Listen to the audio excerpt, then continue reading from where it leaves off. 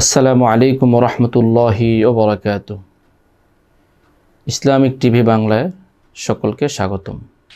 আল্লাহ রাসূল সাল্লাল্লাহু আলাইহি ওয়াসাল্লাম বলছেন, হযরত আবু হুরায়রা থেকে বর্ণিত হাদিস, যখন পবিত্র মাহে রমজান শুরু হয় তখন জান্নাতের দরজাগুলোকে উন্মুক্ত করে দেওয়া হয় এবং জাহান্নামের যতগুলো দরজা রয়েছে সেগুলোকে বন্ধ করে দেওয়া হয়।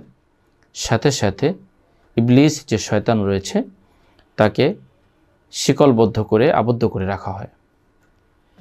এই হাদিসের মধ্যে আল্লাহ রাসূল সাল্লাল্লাহু আলাইহি ওয়াসাল্লাম বলছেন হাদিসের শেষ অংশে যে যখন রমজান মাস শুরু হয় তখন শয়তানকে আবদ্ধ করে রাখা হয়। আসলে শয়তানকে আবদ্ধ করে রাখার কি হিকমত, এটা আল্লাহ তাআলা কেন এই কাজটা করেন রমজান মাস শুরু হলে? এই হাদিসের মধ্যে, এই হাদিসের ব্যাখ্যায় বিভিন্ন মুহাদ্দিসিন কিরাম একাধিক মতামত উল্লেখ করেছেন।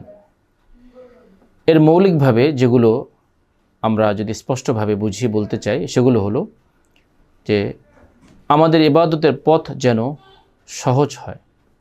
শয়তান যেভাবে আমাদেরকে ধোঁকা দেয়, আমাদের মনের প্রবৃত্তিকে যেভাবে শয়তান ধোঁকা দিয়ে আমাদেরকে ইবাদতের মধ্যে বিঘ্নতা সৃষ্টি করে, সে পথগুলো যেন আমরা সহজে আল্লাহ তাআলার কাছে নৈকট্য অর্জন লাভ করতে পারি।